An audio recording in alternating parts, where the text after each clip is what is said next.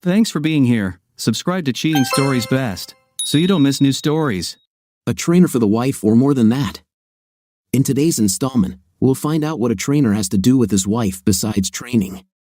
Enjoy the show! Be careful what you wish for, they may come true. The problem is that I wanted what I have now so badly that I now question my sanity. I committed the greatest evil. Oh well, I helped, but I did it for something that, in the light of day, turned out to be meaningless. Probably, temporary insanity ruined my life, and it was enhanced by a good dose of real old-fashioned lust. My only excuse is that we are all human, we all make mistakes. If you ask about this, the fact is, damn, how do I say this? Okay, I've always been a princess. My dad treated me like a princess, and every man I've ever dated has done the same thing, including my husband. I'm used to getting everything I want, whenever I want it. My life has always been perfect. The house I am in now was designed and built for me. It's not the biggest house, but it's very special. It is located in a beautiful area of the most prestigious suburb in our state. My husband worked hard to give me this house, and I took it for granted. We got married 5 years ago when we were 25. We were together for 3 years before that. I met him at his college graduation while I was attending my friend's graduation, and we ran into each other. It was love at first sight. I've never met a man who looked at me the way Terry did. I saw our future in his eyes. Terry was completely devoted to me. He wasn't the most handsome man I knew, and he wasn't the biggest, but he tried so hard to impress me that I was floored. Terry had a great career as an engineer, but he was the black sheep of his family. All the men in his family were either police officers or firefighters.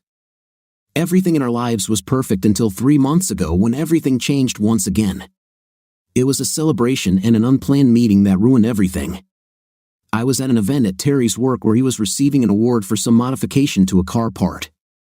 As Terry stood up to receive his award and give his speech, I stood up to get a better view of him and an uninterrupted view of the stage to take photos.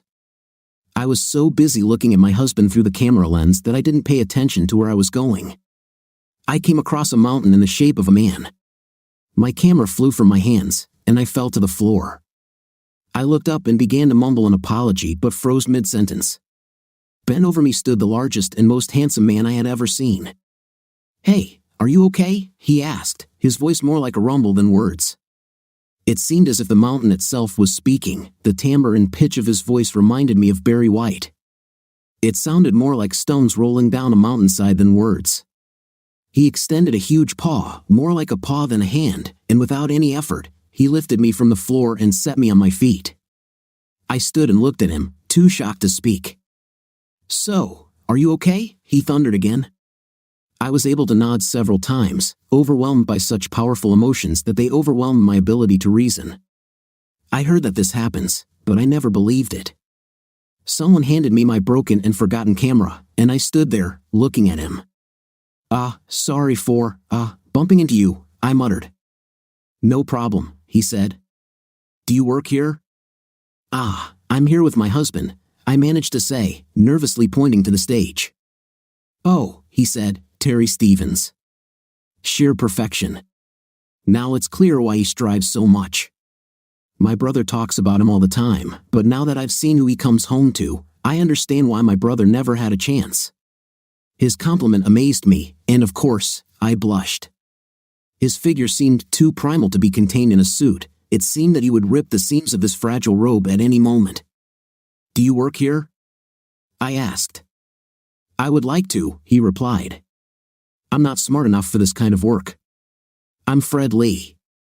I work at a sports club in the city center."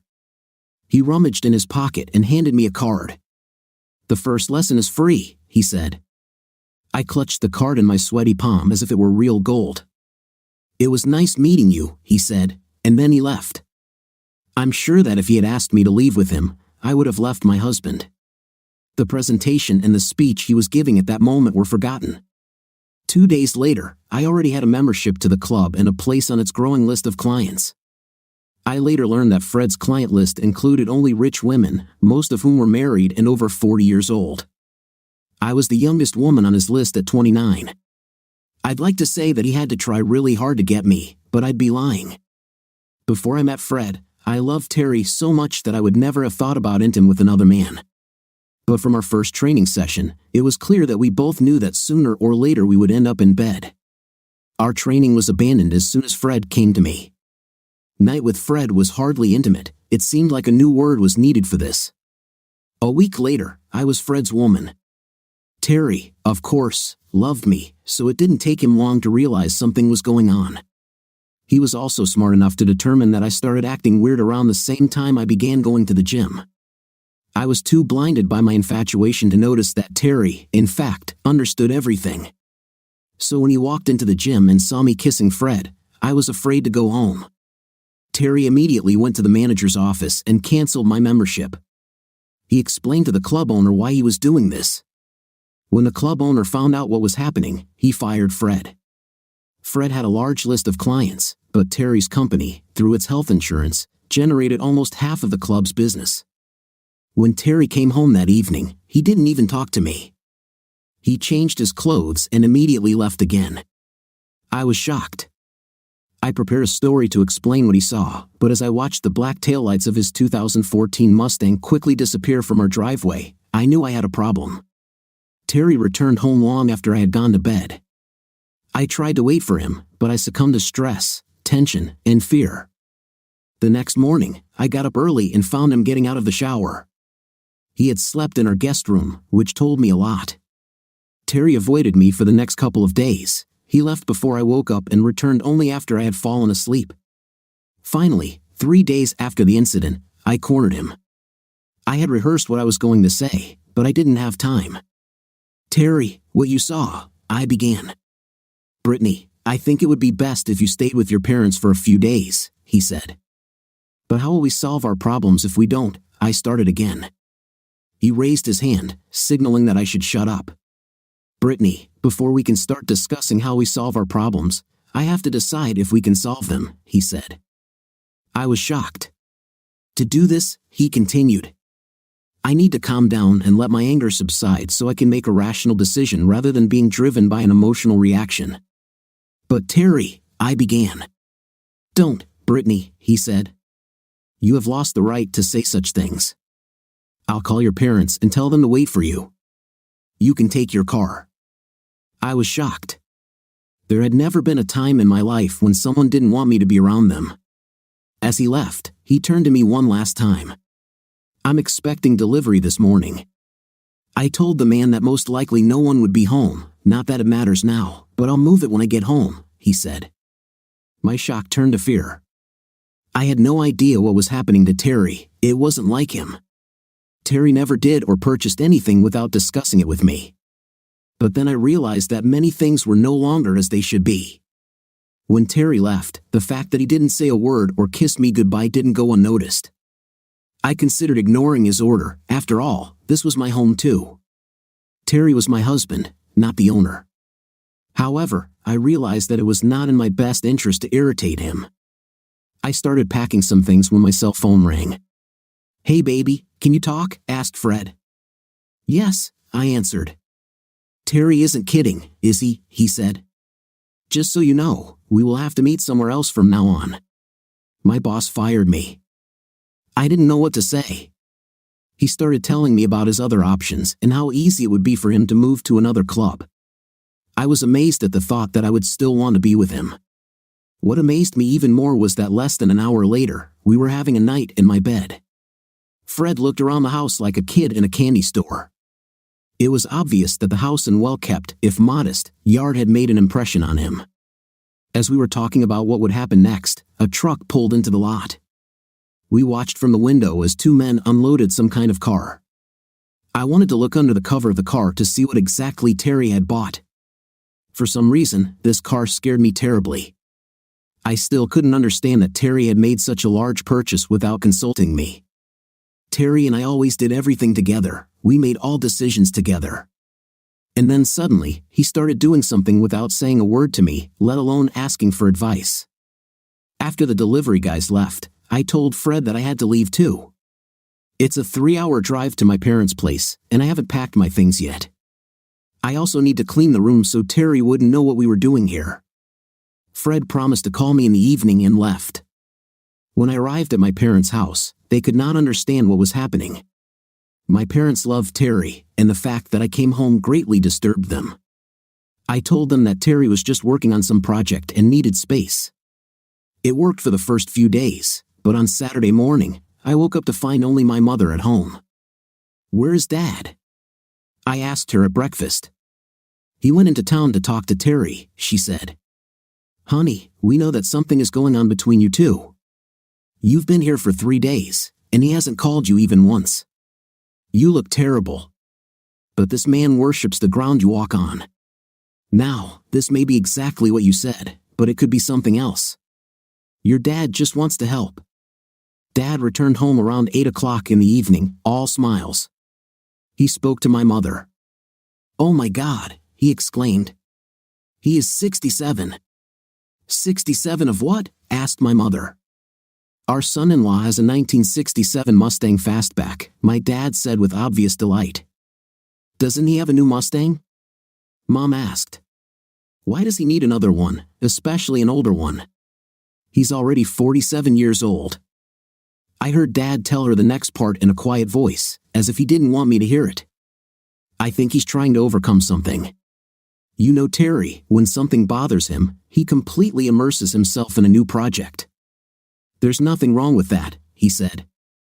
Mom nodded and went to the kitchen to prepare him something to eat. Then Dad came up to me. "You must come home tomorrow," he said. "I don't know what stupid thing you did, but you need to fix it." I was stunned. My dad never spoke to me in that tone. His face softened. "Brittany, I love you, honey, but so does Terry. In all the time you've been together, I've never seen him like this. He always talks about what you are going to do together and how much he loves you.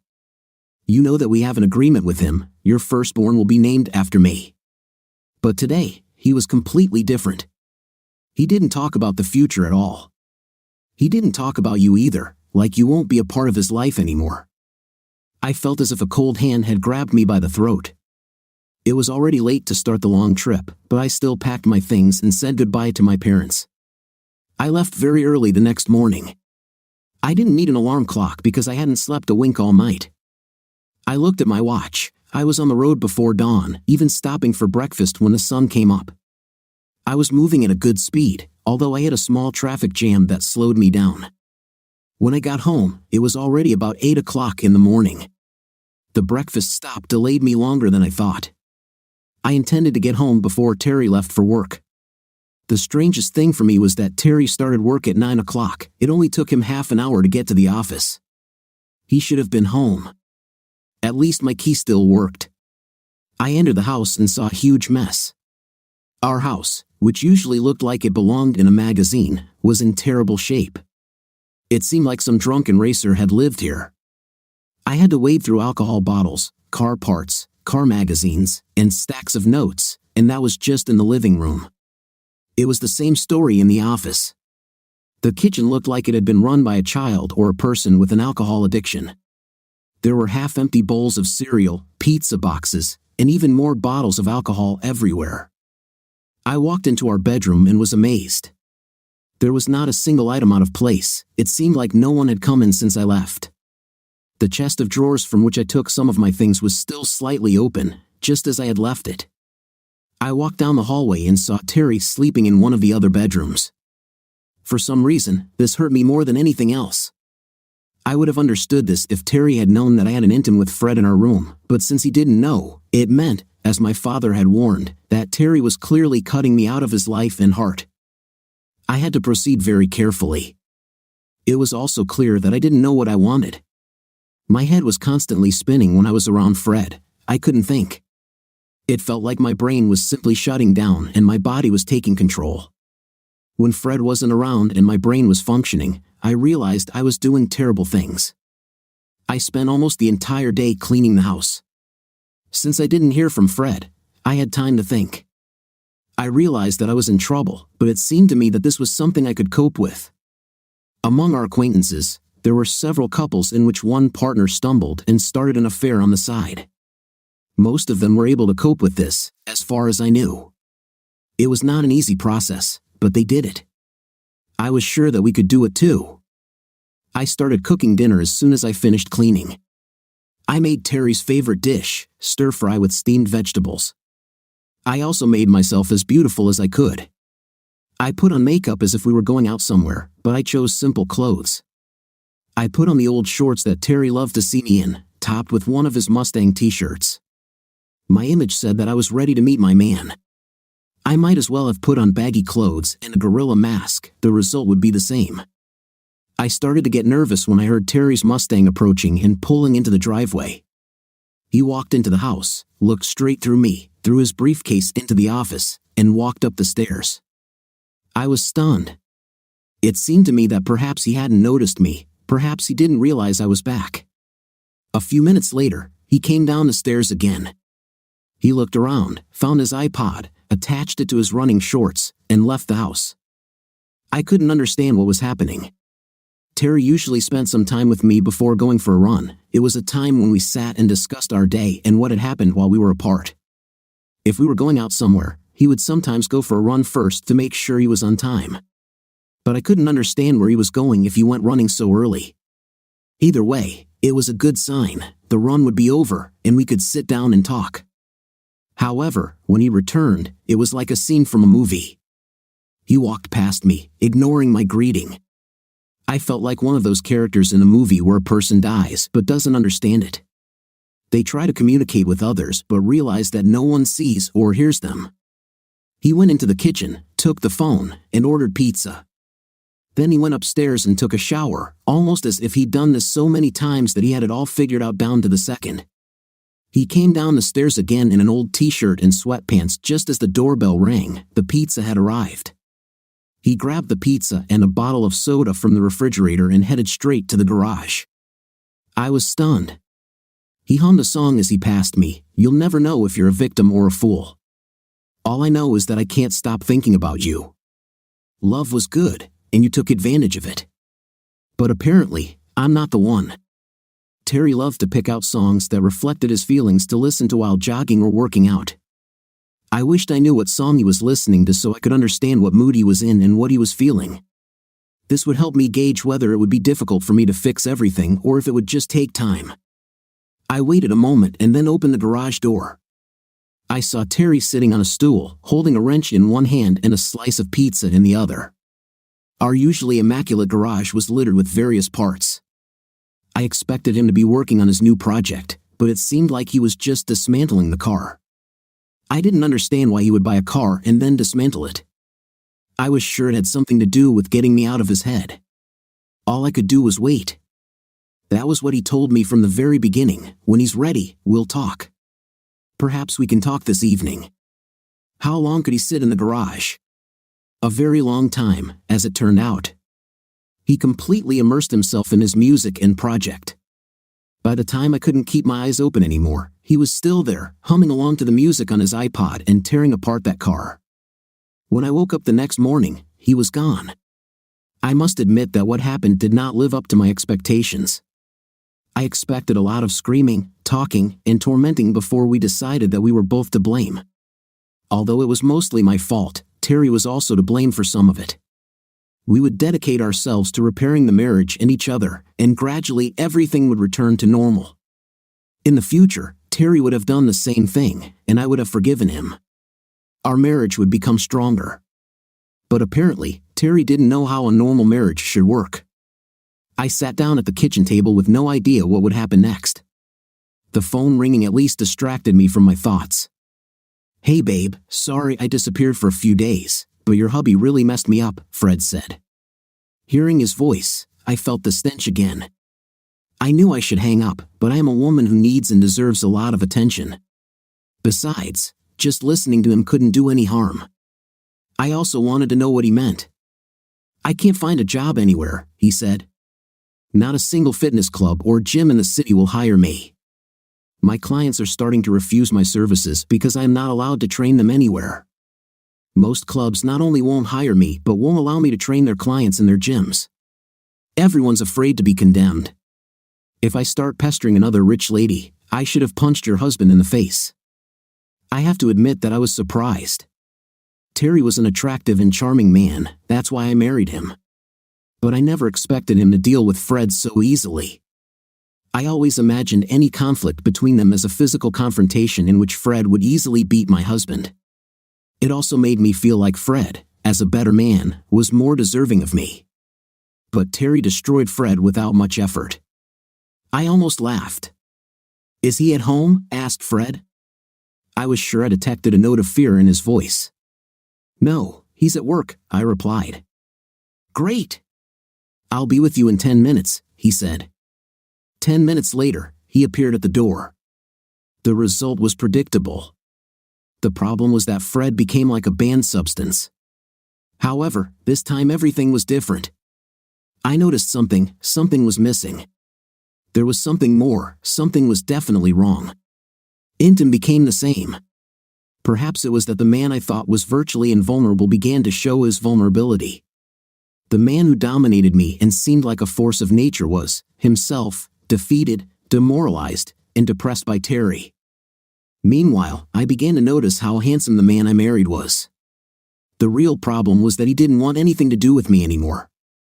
"How is your husband?" he asked when we finished. "He's so angry he won't even talk to me," I said. "It's like I'm not there." "He's trying to burn you out of his heart," he chuckled. "I wonder if he can do it." "What do you mean?" I asked. "Some men in his situation find a core," he said. "They try different ways. A couple of guys tried to fight me. Some smarter ones paid me to leave their wives alone. One hired a hitman to take me out. It was bad, I had to come back here. But your hubby, he's smart as hell, and he has dignity.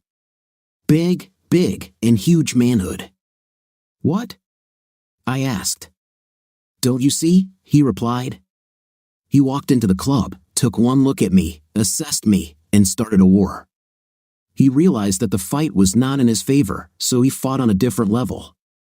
I took one woman away from him, or at least that's how I saw it.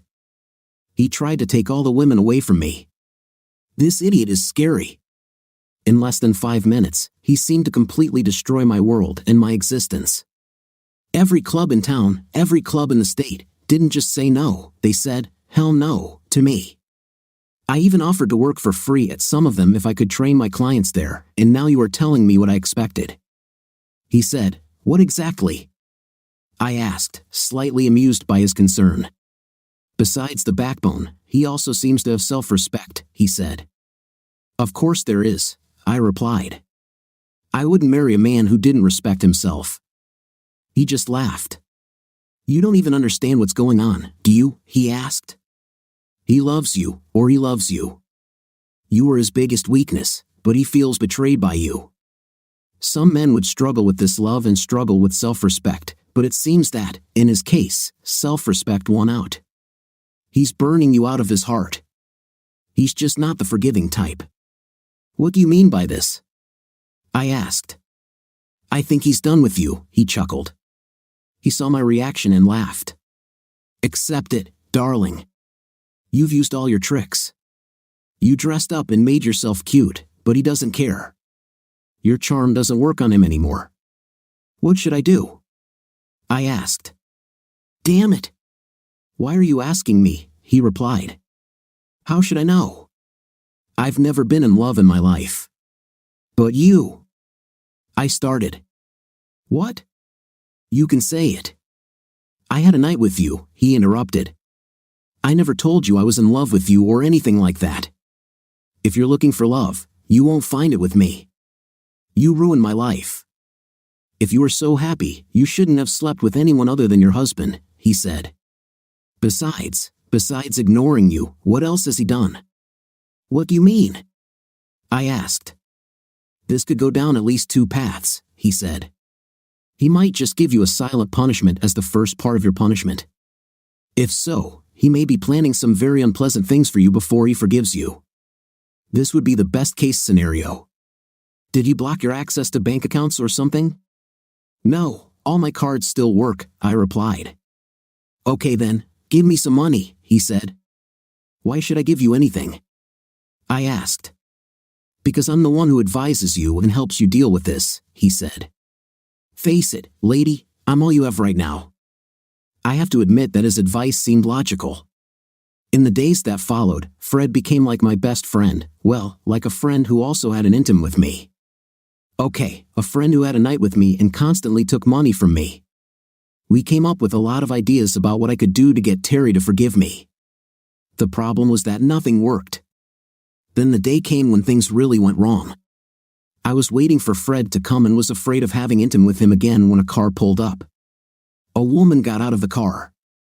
She was several years younger than me and looked like a student. As I approached, I noticed that she was chewing gum. I remembered how often I chewed gum when I was studying. "Hey, are you Brittany Stevens?" she asked. I simply nodded. "I don't believe it," she exclaimed. "You look less than 30. "I'm 30, I said, smiling. "Do you want me to show you my license?" "Yes," she said, loudly slamming her gum a couple of times. "Your husband sent me to give you something, and you don't look old enough to be 30. The compliment, coupled with the fact that she said Terry had sent me something, confused me. It was so much like Terry. He always sent me flowers or invitations to lunch or dinner. The fact that he had actually started communicating with me gave me hope that I could see light at the end of the tunnel. I took out my wallet and showed her my driver's license. "Wow. Great photo," she said. "You really are Brittany Stevens. You are 30 years old, and you have received a subpoena," she said, handing me a folder of papers. She clicked her gum loudly and walked away. By the time I came to my senses and felt stupid for how she had tricked me, she was already back in the car and driving away. I stood there for a long time, clutching the folder. Tears flowed from my eyes against my will. The burning pain of tears surprised me. It had been a long time since I last cried. In fact, my entire marriage to Terry was one long period of happiness. I couldn't believe he wanted a divorce. It was just a night. This is not a reason for divorce, it's just a misunderstanding. We just saw things differently. During premarital counseling, we were warned not to let our differences drive us apart. If I had caught Terry in bed with his red-haired secretary, I wouldn't have divorced him. I would have forced him to fire her, but I would not get a divorce. Terry's secretary was so obviously in love with him that it was almost funny. Terry, like most men, was completely unaware of this. She was, I must admit, a really pretty woman and younger than me, but Terry was so in love with me that she could show up to work with no panties and a t-shirt that said "Make love to me," and he wouldn't notice. The main reason I kept her around was that she was my cat. With her next to him, not a single mouse could get close to Terry. She watched him like a hawk to make sure none of the smart, pretty female engineers or young curvy interns could get close to him. And now Terry wanted a divorce. How will I show up to my family and friends? I entered the house, leaving the door open. I was so caught up in my thoughts that I didn't hear Fred enter. "What's eating you?" he asked. I just picked up the folder. He grinned. "Well, I guess we knew it was coming," he muttered. "Well, here it is." "What is it?" I asked. "This is our chance to get revenge on him," he smiled. "We will make this divorce so difficult for him that he will back down." "Do you think I can get him back?" I asked. He simply smiled and nodded. "And if you can't bring him back, we take all his money," he said. "He will spend the rest of his life working for us." "What do you mean us?" I asked. I began to realize that maybe Fred wasn't my friend. I knew that he didn't love me, that's what he said, but at that moment, I wasn't even sure if he was on my side. "You need my help and my advice," he said. "And I don't work for free." "Why do I need your help?" I asked. "Because you're too emotional to handle this," he said. "You're not thinking clearly, and neither is he. Have you ever thought about what grounds he wants to get a divorce on? You and I are having a night." "I cheated on him," I said. "Don't ever say that again," he replied sharply. "But it's true," I said. He simply shook his head. "You fool." "That's the law," he said with contempt. "They don't care about the truth. The only thing they care about is what you can prove. Your husband caught us kissing, we'll both go to court and swear it was just a kiss. You achieved success in one of the exercises in your workout. We hugged each other in celebration of this success, and the hug turned into a random kiss, which your husband stumbled upon. He has no evidence that anything else happened. He never saw or heard of us having an intimate. Is it really that simple? I asked. He simply nodded. He has two options, he said. He can file for divorce without finding fault, in which case you will divide everything in half, and you will probably be awarded alimony for a while in addition to your share of the entire property. Or he may try to prove adultery, hoping that with the right judge, you will be left with nothing. But he has no evidence, and we must do everything to prevent him from getting it. How do we do this? I asked. We need to be very careful from now on, he said. When we meet, we need to make sure no one sees us together. We also have to assume that he wiretapped your home phone, but it works to our advantage because I never called your home phone. By that time, he was already pulling me towards the bedroom. But I don't want to have a night with you, I said. This is what caused all my problems. Don't be stupid, he said. You can't afford to make me angry. I'm the only person on your side in this situation. I am your only ally. It would be a disaster if you made me angry. Imagine the damage I could cause if I went over to his side. I can come to court and tell the truth. I can tell them that all my clients are women I sleep with. I can tell them how you couldn't resist me and how we had an intim every time we met. I can tell them that we did it here in his own bed and that you gave me money. Trust me, the truth is not on your side. Now take off your clothes. But you have all these other women, I said. You can sleep with one of them. Most of them have already left, he said. Besides, you are the youngest of all my clients. You're the only one under 40. You haven't had children yet. As I already mentioned, regarding intim, the passion is gone. I realized what was missing. Our night was just an intim. Night with Fred was just night. He fell silent abruptly. Crap, he shouted and left the room. He put on his clothes right in the corridor. When I went out into the corridor, he was already fully dressed and talking on the phone in a very quiet voice. He looked at me like I was an idiot. Get dressed, he said. I have a friend who is coming now. What's happening? I asked. Your husband is not a fool, he said. I told you it was us versus him, right? I nodded. Well, he's definitely going all in. He's doing everything right. He didn't stop you from returning home. The court will look at this with sympathy. He didn't close your accounts, which was also the right move. The court will see him in a very positive light.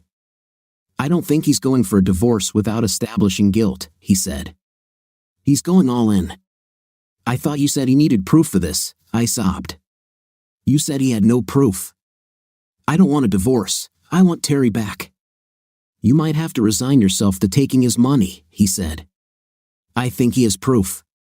How? I asked. You said it was his word against ours. I think I saw one of those tiny cameras above the bed, he said. I didn't think he could act so quickly. He probably installed all this equipment while you were gone. He may already have all the evidence he needs. You might end up on the street. We sat on the porch and waited for his friend. He arrived shortly after that. It was a small, strange-looking guy in a souped-up Japanese car. It was one of those cars with a huge exhaust pipe at the back. These cars always made Terry laugh. He constantly said that the drivers of these cars watched Fast and the Furious. I still remember his grin as he passed one of these cars on the highway. What do you get if you put a huge exhaust pipe on a bad little car? He once asked me. I had no idea. Louder, but still a bad car, he replied, laughing. The noisy, bad car guy got out and started walking around my house with a bunch of portable electronic devices. I really didn't like the way he looked at me. He came back to us, shaking his head. He motioned for us to be silent and go out onto the porch. I wanted to ask him what was going on, but he raised his hand to silence me. He scanned the porch and walked with us to the side of the road. Fred, this place is equipped like NASA, he said. I found at least 12 cameras, as well as bugs and microphones. The phone is also tapped. Judging by the frequencies, this is private detective equipment, and it is the latest. What can you do? Fred asked. What do you want me to do? The guy replied. I can find and pull it all out. I can jam the signal, and I can even erase everything that has not yet been downloaded. Now shut everything down and erase everything that wasn't sent, Fred ordered. Can you afford me to do this? The guy asked. It will cost you $500, he said. Give the man $500, Fred told me. I looked at him in bewilderment. It's much cheaper than giving your husband more evidence against you in court. Instead of a profitable divorce, think about the fact that you will have to return to your parents forever. I gave the guy the cash I had and wrote a check for the remaining amount. From a legal point of view, jamming is a much better option, the guy said. If this homeowner installed these devices, removing them could get you in jail. He returned to the house and got to work. The video from last week has already been sent, so nothing can be done. I'm pretty sure this whole thing was installed before you left, so our meeting last week will probably already be used as evidence. The only thing we can do is try to reduce the evidence, but it doesn't look good. I need to think of something. This may take a couple of days. In the meantime, don't call me. When I have something, I will contact you. But if I were you, I would try to make peace with him. If you can get him into bed, that might help, Fred said. How am I supposed to get him into bed? I squealed. I can't even get him to talk to me. Things only got worse over the next few days. I hired a lawyer and we made an appointment with Terry's lawyer. The meeting was unsuccessful. Terry's lawyer kept his cards close to his chest. He didn't boast about his evidence or even say whether he had it, but he had many trump cards in his business. He also made some powerful arguments. Among other things, he pointed out that we are very young, we have been married only 5 years, and we have no children. Based on the fact that I could still go to work, they tried to exclude child support. Terry also wanted to pay me half of our share of the house since we had lived in it for only 3 years. This was a mere trifle. He also noted that without a source of income, I would not be able to pay the mortgage on my house alone. The worst part was that attending the meeting was part of my plan to get Terry to talk to me, but he didn't even show up to the meeting. He let his lawyer handle it. The lawyer said Terry was too broken by my betrayal to meet with me. He just wanted to move on with his life. I felt terrible when I returned home after the meeting. Terry was already in the garage. I heard him cursing about several stuck bolts while trying to disassemble the car. Over the past few days, I talked to my dad about what Terry was doing. He was doing something called a resto mod on a 1967 Mustang Fastback. Turns out my husband didn't like the look of the new 2015 Mustang, so he went back in time, found his dream car, and built one for himself. He was going to keep the original body style but with a few changes and modifications to modernize it. The car's suspension, engine, exhaust system, and interior components would be completely updated. This would be a truly unique Mustang built to Terry's specifications. My father sounded like he was jealous. Hey, Brittany, this is a great opportunity for you, my dad said. This is a chance for you to mend your relationship. You don't have to know anything about cars to take one of these apart. You can just hand him wrenches and tools. Just put on a cute outfit and go help him. This is a good chance for you to talk about your problems. I changed into the skinny jean shorts that Terry always liked on me. I put on a top from which my breasts could easily fall out and went to the garage. I convinced myself that there was no need to be nervous. This was a man who loved me so much that he offered to spend his whole life with me. Of course, we had problems, but Terry was still the same person. When the door opened, I was sure he saw me. I noticed a lot of emotions on his face, pain, anger, and even traces of the love he always showed me. He then turned away from me and went back to his work. Do you need help? I asked quietly. No, thank you, he said. The words sounded like they were being torn from his throat. If he had felt for even a moment the pain I detected in his voice and had been able to express it in court, he would not only have gotten a divorce, but he would have sent me to prison. I stood there for a long time while he continued to work. Then I realized many things. I think it was in that terrible moment, listening to the pain in my husband's voice, that I truly matured. I was a spoiled little brat, and I deserved what happened to me. For me, life was a game. It was all about being beautiful and getting what I wanted. Early in my life, my father and mother bought me these things. After I got married, Terry took over. It became obvious that our life together was much more real for Terry than it had ever been for me. This was not a game for him. He loved me more than he could ever express in words. His world was destroyed when I did what I did. Now I feel terrible about everything. I would give anything to take back what happened. I also realized that even though I didn't act like it, I loved Terry much more than I thought I did. The very concept of living without him or the thought of him being with someone else caused me terrible pain, but I had no one to blame but myself. "Terry, can we talk?" I asked. "There's nothing to talk about," he said. "Terry, there's a lot to talk about," I insisted. "When did you start drinking strong alcohol?" "When the pain started." "I thought this might help," he replied. There was nothing at CVS that could help with the feeling of having your heart ripped out of your chest and trampled on by the one you love most in the world. His voice was so raw and full of emotion that it hit me like a fist. So I just came home and drank until I passed out. When I was unconscious, the pain went away. I tried to change the subject. I couldn't bear to hear any more about how much I had hurt a man who had literally done everything he could to show me his love since the moment we met. I felt the worst. They always say that when you are afraid or in danger, it is better to attack, so I did. I acted as if I had no doubt that Terry and I would get back together soon and that I was worried about our future in finances. "So why did you spend so much of our money on a machine that won't work for a long time?" I asked. "Because whiskey doesn't help anymore," he said. I could tell from the tone and fake accent that it was one of those country songs he loved so much. These guys with names like Twitty, Travis, and Billy Ray Bob were always singing about pickup trucks and getting their women back.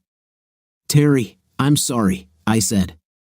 For the first time in my life, I wanted to beg someone to forgive me for what I had done. I put my whole heart into the apology.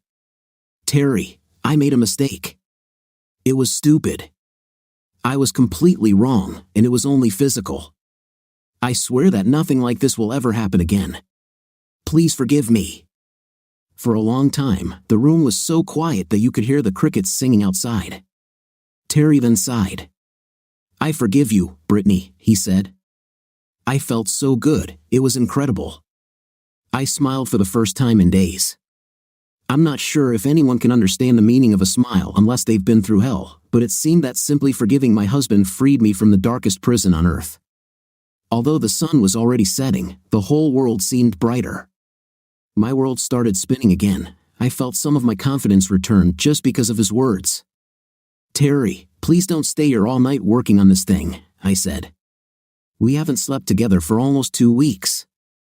Especially today, I would like you to be in bed with me at a decent time." He looked surprised, but I just waved my hand at him while closing the door. I danced up the stairs, showered, and perfumed my body with a scent that Terry adored. I put on the prettiest nightdress I owned, then lay down in our bed and waited. I fell asleep still thinking about it. When I woke up the next morning, I was confused. I ran all over the house looking for Terry. He was nowhere to be found. I looked at my watch and realized that he had probably already left for work. I called his office and got through to his secretary, Christina. She sounded like she didn't want to talk to me. It also seemed like she didn't want him to talk to me. "This is a business number, Brittany," she said coldly. "I tell you all the time that you can't call here for personal matters." "Oh, I did it again," I said. "But since I'm on the line, I'd like you to let me talk to him." "So I'm a genie in a bottle," she said. "Do you want me to fulfill your wish?" "You're pissing me off," I told her. "I just want to talk to my husband for a minute." "What does a girl want?" she began, "and what she can get is not always the same thing." "You're toxic," I said. "I'll make Terry fire you." "Great," she said, and hung up. I tried to call Terry's cell phone, but he didn't answer. By the time he got home, I was angry. I wanted to know why he stayed in the garage working on this car for so long when I clearly asked him not to. I also wanted to know why he didn't wake me up when he finished playing with his car. Finally, I wanted to understand why he left for work without saying goodbye to me or kissing me goodbye. "Brittany, you probably remember that this car is all I have now. If I'm not at work, I'll probably be working on it, he said. As for everything else, have you forgotten that we are getting a divorce? No way, I said. You have forgiven me. It's over. I want you to. Christina, he replied. She may be a fighter, but it's just you and me until the end of the world. Brittany, I forgave you because it was the right thing to do so we could both move on. But that doesn't mean we're not getting divorced or that we're getting back together. But why? I howled. If you just give us a chance, we will become stronger. Brittany, I can never trust you again, he said. The way you disrespected and disregarded me shows that you never loved me the way I love you. I think divorce is the only way we can both be happy. We both deserve to be loved and to be with someone who will put us first. I was shocked. Without giving me another chance, his forgiveness meant nothing. I was so angry that I just turned and went back upstairs to the bedroom. I knew we needed to talk more, but at that moment, I didn't have the words to express my thoughts. I couldn't believe he still wanted a divorce. I was also a little angry because I had opened my heart and begged him to forgive me, and it felt like he just threw my apology in my face. No one had ever treated me like that. I spent the whole night in tears. The next morning, I thought of a few things I could say to him to convince him to give us another chance. I quickly jumped out of bed, only to find that he had left for work early again. I knew that Christina would never connect me with him, but Terry and I would definitely talk in the evening when he returned home.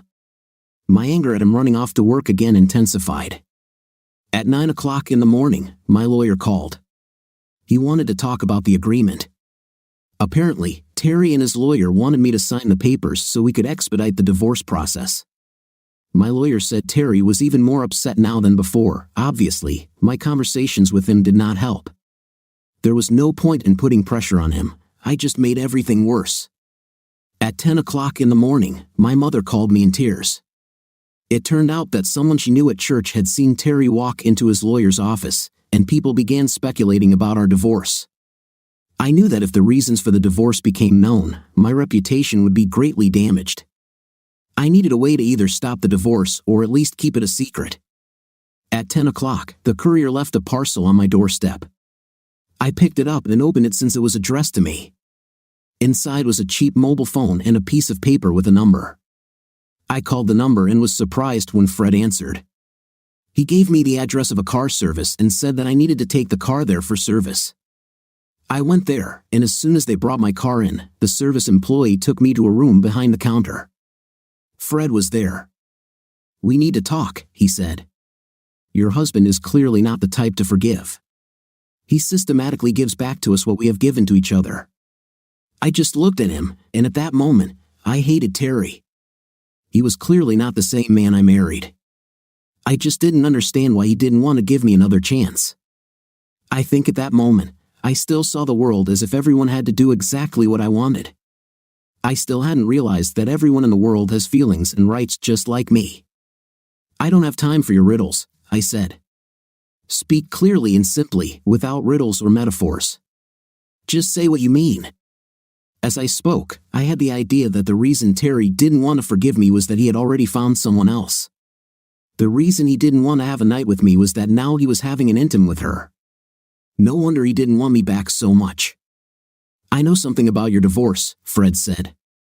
Your husband's lawyer is trying to get Judge Crockett to hear the case. I didn't have the slightest idea what that meant. Judge Sonny Crockett, he said. He used to be a vice detective in Miami. He fell in love with a local girl who was there on vacation, left the police force, and they moved here. He became a lawyer and was later elected as a judge. A few years ago, he caught his wife cheating. They never divorced. He once left the gate to the enclosure where his pet alligator Elvis was kept open. The alligator escaped, and an accident occurred. His wife died. Crockett was found not guilty. He took several years off to relive this tragedy. So he still loved her, even after she cheated on him. I asked. I grabbed a straw. I needed some proof that I could have hope. Hell no, Fred spat. He was mourning the loss of his pet, not his wife. The alligator had to be put down. You cannot keep an animal that has killed a person. Either way, since he's returned to work, he's been known to be very harsh on cheating spouses. They are usually left with nothing, or as close to it as he can get. Since you've only been married for 5 years, you might end up broke. This man even has a little rubber alligator hanging from his hammer. If we end up in his court, we're both screwed. I looked at him seriously. What's in it for you? I asked. Your husband is still chasing me, he said. He mentioned me in your divorce proceedings as a contributing factor. He is also suing me for alienation of affection, acting to promote marital discord, infliction of great emotional distress, and several other vexatious claims. Fred looked at me, and I realized that he was both angry and afraid. We were both mad at Terry. My kind and gentle husband loved me so much that he tried to burn the whole world with the embers of our dying marriage. It's a pity that he didn't realize that he killed himself. I still loved him. In fact, I loved him even more than before. Over the past 2 weeks, I'd seen what it was like to live without him, and I hated it. I think he even wants my brother fired, Fred said. Your husband is trying to burn everything down. If I get this on my file because you are my client, it will be very bad for me. I may lose my trainer certification, and then I'll never be able to work anywhere, especially in Michigan.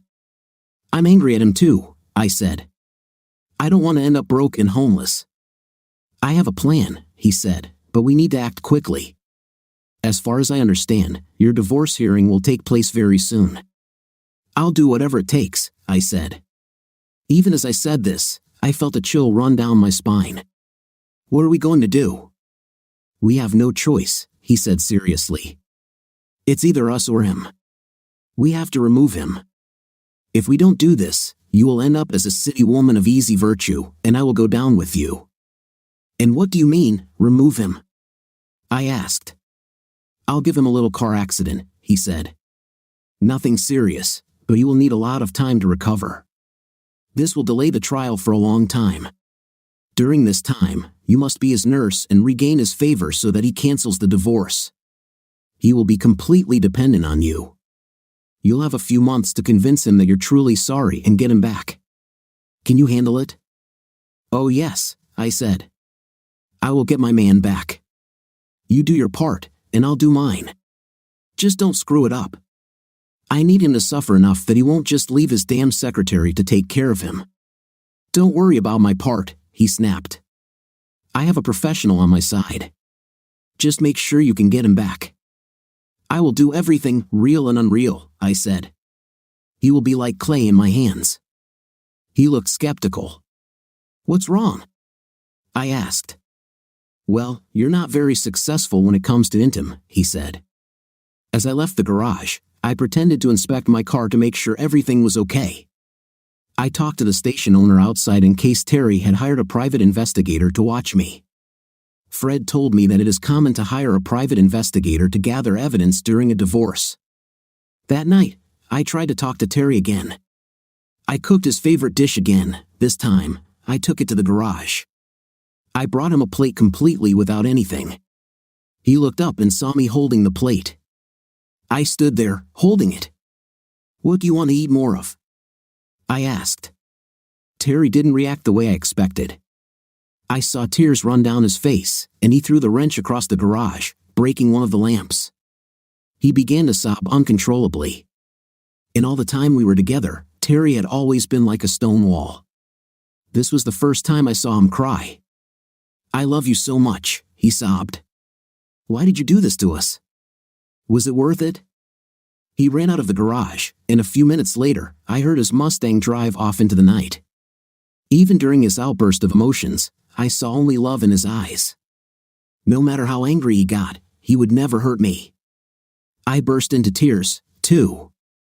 I was angry at myself for what I had just done. It felt terrible to tease a man who loved me so much and was just trying to find a way out of his feelings for me. Even what he did to Fred was just revenge for what Fred and I did. I should have been flattered that someone loved and valued me so much that they would try to ruin another person's life for taking me away from them, but Terry was wrong. I was wrong. I slept with another man several times. I had become a victim of desire. I would never give in to this again. No one could take me away from Terry, we belonged to each other. His car returned around midnight, and I decided not to try to talk to him that night. I decided to give him some space and peace. I had already given him enough. This may not be something we could fix alone. I decided to try to find a family consultant who could help us. Maybe I could convince Terry to go for it. That night, I dreamed about us going through counseling. I saw us arguing and shouting at each other, and I saw how we gradually became closer to each other. I saw us put off divorce and then put it on hold. I saw months of us tiptoeing around each other. For the first time, I saw myself putting as much effort into our marriage as Terry always did. I saw us argue and forgive each other again and again. I saw timid attempts to simply touch each other. I saw careful hugs that made me so happy that I was ready to break. After all, I saw night become more and more regular until one morning I realized I was pregnant. Our child brought a new level of commitment to our union. However, I still felt uncertain. There was uncertainty on my part. I had to be sure that Terry would never have any reason to doubt my feelings. To fully win my husband back, I had to continually show him that there would never be a reason to doubt my love for him again. But things didn't turn out the way I expected. Our son was 10 years old in the dream. Terry and I were renewing our wedding vows when Fred showed up at the ceremony. He had no idea who the hero of the occasion was. He came over to congratulate us both, but as soon as Terry saw him, he reacted. "Terry, no!" I screamed at the top of my lungs. I woke up and realized that I had slept longer than usual. It was a dream, but my scream was real, and I realized that the reason I screamed had nothing to do with sleep.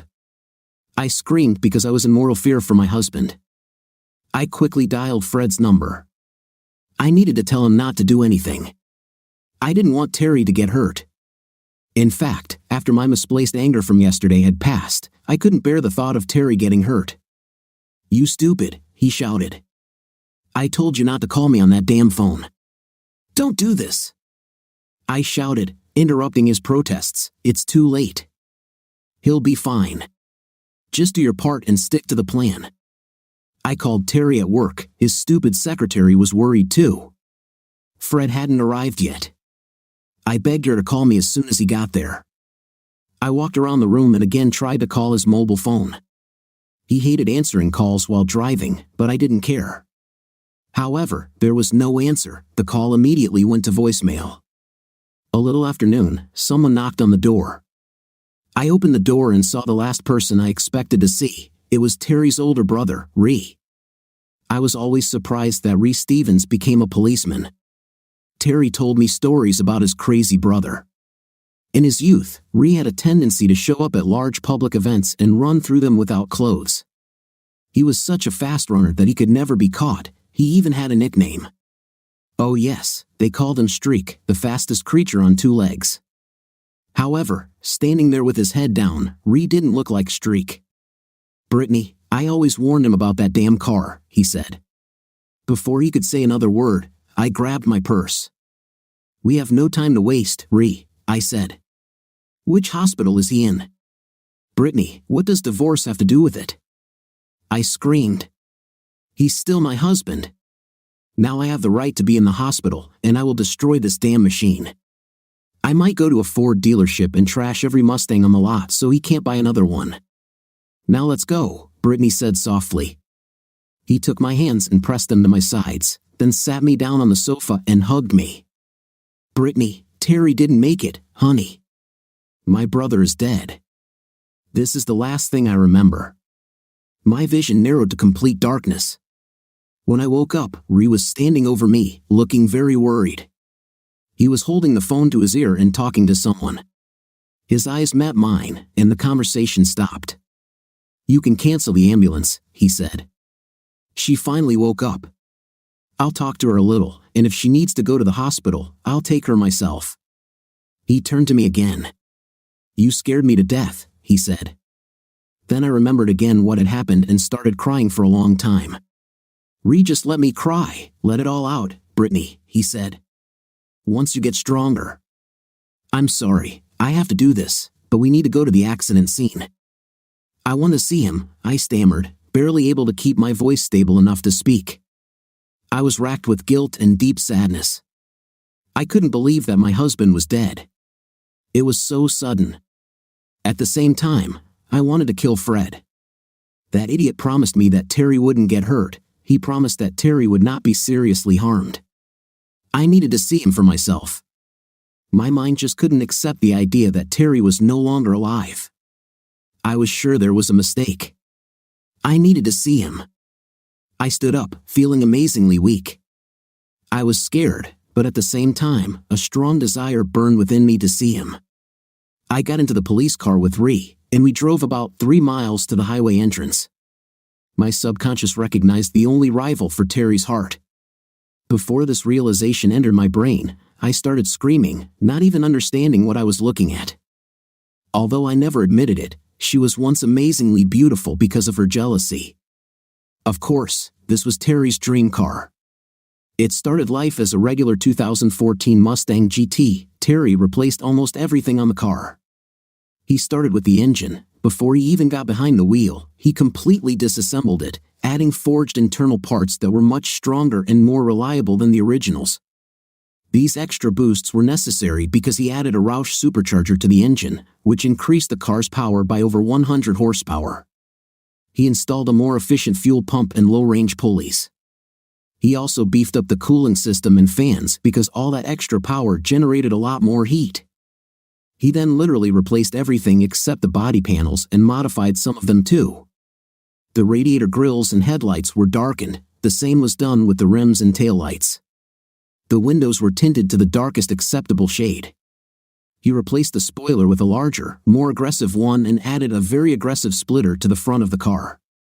Almost everything in the car was black, with the exception of 2 greenish-yellow fog lights designed to look like cat's eyes. The car looked like a big angry black cat, a cat that purred to the mechanical symphonic rhythm of pistons and camshafts when Terry pressed the gas pedal. That purr turned into a roar, but the big black cat was no longer snarling. I cried again, looking at the twisted and crumpled pieces of metal and plastic. Firefighters were still there, trying to make sure the fire didn't reignite. It seemed as if the entire car had once been engulfed in flames. How could anyone survive this? I asked out loud, realizing I had said it much louder than I expected. No one survived, Ree said sadly. Brittany, besides you, only Terry knew this car better than anyone else. Is this his car? I asked, looking at the glowing yellow-greenish headlights. Although damaged beyond repair, they were still there in the darkened grille. Burned beyond recognition, his large aftermarket black rims were at least intact enough for me to recognize him. I had never seen a Mustang with modifications like Terry's. It was one of those things that people loved. There are more aftermarket parts available to modify Mustangs than any other vehicle on the planet. Part of this is due to the fact that the Mustang is one of the few cars that has been produced continuously for 50 years. No other muscle car can boast this.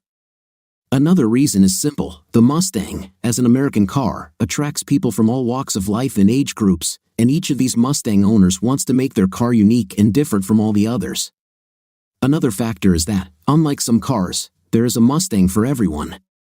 A poor or hard-pressed person can buy a used V6 for just a few thousand. A rich and successful person buys a high-end Shelby or even a rare classic.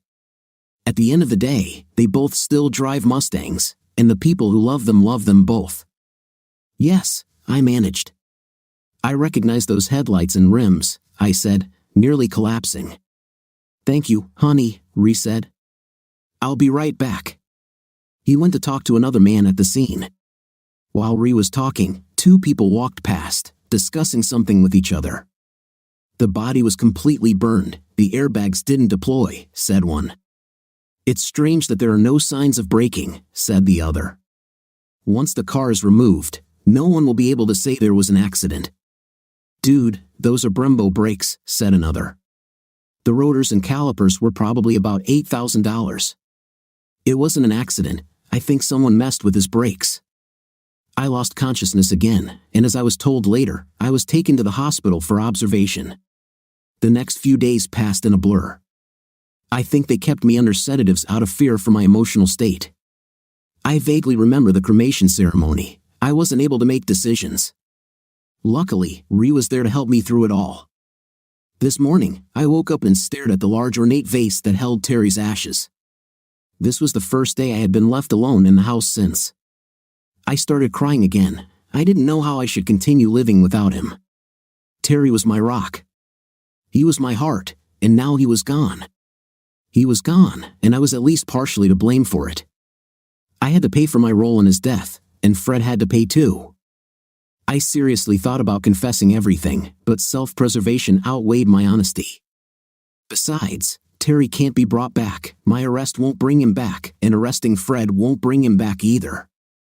The phone rang, and I picked it up, expecting it to be Ree or one of our friends.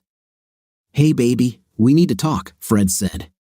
"Remember that the house is bugged, so go outside and call me back on the phone I gave you." Why didn't I notice before how much Fred's voice sounded like a snake? I did as he wanted because I needed to let that idiot know how I felt about him. "You lied to me, you an idiot!" I screamed. "You said he wouldn't get seriously hurt." "Baby, it was a mistake," he said. "You should be in jail." I screamed. "You're a killer." "You're a killer too, baby," he said. "You need to calm down because this is not the end. There's an investigation going on, and if I go to jail, you'll go to jail too. We need to calm you down so you can do what you need to do." "So what should I do now?" I asked. "You need to apply for insurance, give me half the money, and then we need to get out of here until the investigation is completed. You need to calm down." The next morning, when Ree came to check on me, we sat down for a cup of coffee. While we were talking, someone knocked on the door. Ree went to open it, and I followed him. Fred was standing in the doorway. Luckily, Ree had never seen him before. He looked at Fred suspiciously until Fred extended his hand and introduced himself as my cousin. Fred apologized for his mother, my aunt, who could not come, and said that he would stay with me for a few days until I regained my strength. Ree immediately warmed up to him. Fred's plan was working. Without a job, he couldn't pay rent or anything else. He always counted on me to give him money, just like I did before Terry's accident. Neither he nor I could have predicted that I would only have access to family accounts. Everything else was blocked until Terry's estate was settled. "I miss the intim," Fred said as soon as Ree left. I had neither the motivation nor the strength to push him away. I just sat on the couch for the rest of the day. I didn't eat or do anything. When it got dark, I heard a voice. I was sure it was Terry. I turned to see Fred looking at me with a smirk. "Time to sleep," he smiled. It was the worst night of my life. The main reason I didn't resist was that I didn't want to be alone. To be honest, I was scared. I could still feel Terry's presence throughout the house. Over the first few days, Fred took over the house. "Damn, this is a good place," he said.